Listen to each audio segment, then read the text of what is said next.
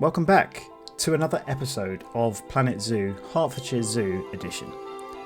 On today's episode we are building the Wombat, the second from last animal that I'm building for in the Oceania/Australia area.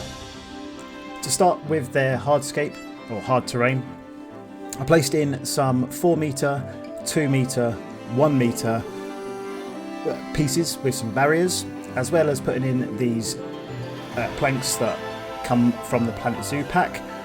Now originally I had planned to go around the inside, but I didn't really feel like that was actually that necessary.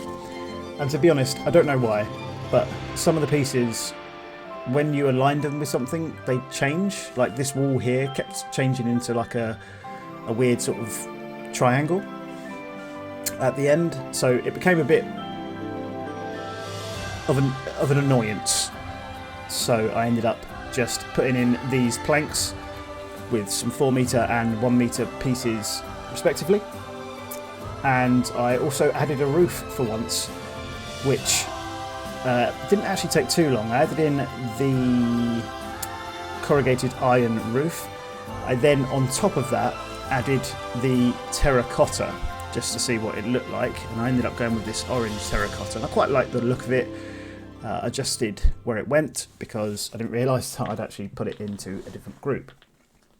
Now when I was happy with that, I was trying to mould the terrain so that they would constantly be in sort of like a hole. However, I didn't quite get it right, and to be honest I probably should have done it before I'd done the hard shelter for them. But I didn't think, and I could have moved it. But again, I didn't think. So I very quickly come off of that idea and then started to do the hard terrain again with these pieces.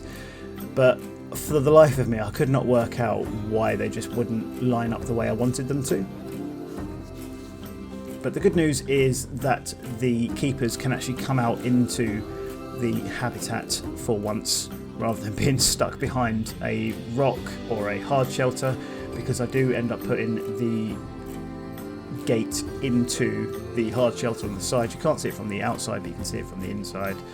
Again, I wasn't too bothered about the inside because we don't really ever go inside. we tend to look at animals from the outside, and no one was setting foot in there basically, so I decided against it. And you can see that I tried to put a little bit more detail into the hard shelter as best as I could. I'm still not great at building, so no flame. But I actually really enjoyed doing this. It was something a bit different because normally I spend more time on other things, but I decided to spend quite a bit of time this time on the hard shelter.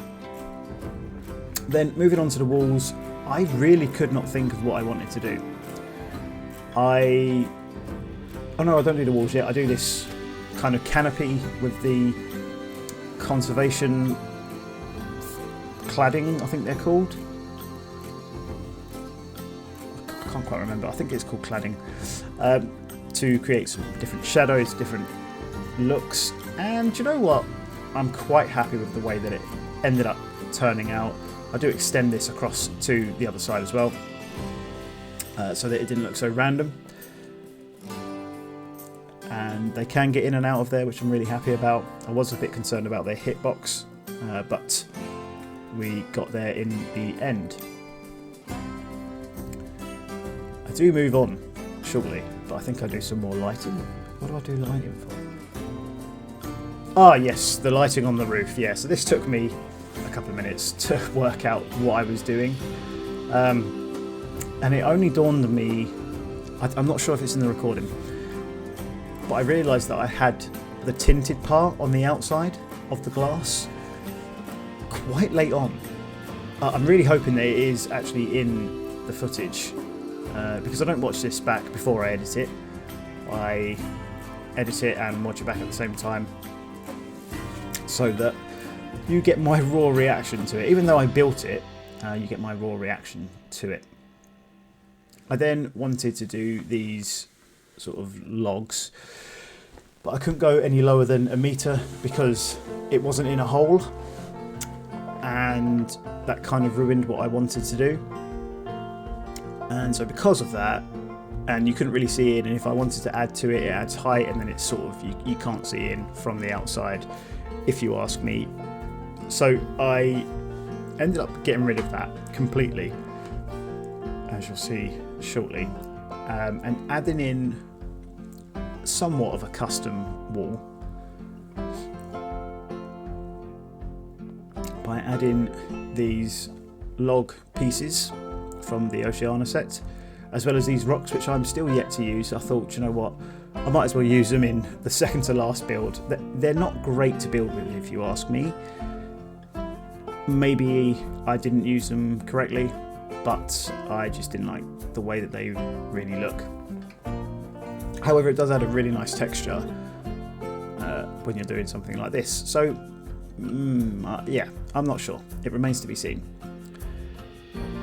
But this essentially was going to be my custom wall, and I made sure that that went round the majority of the exhibit, and it was actually quite easy to line up for once compared to the others that I've done, because it's so thick.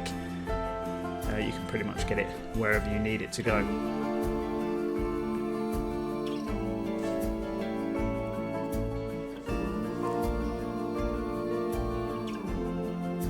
Just here, I'm adding in essentially a planter area, a planted area,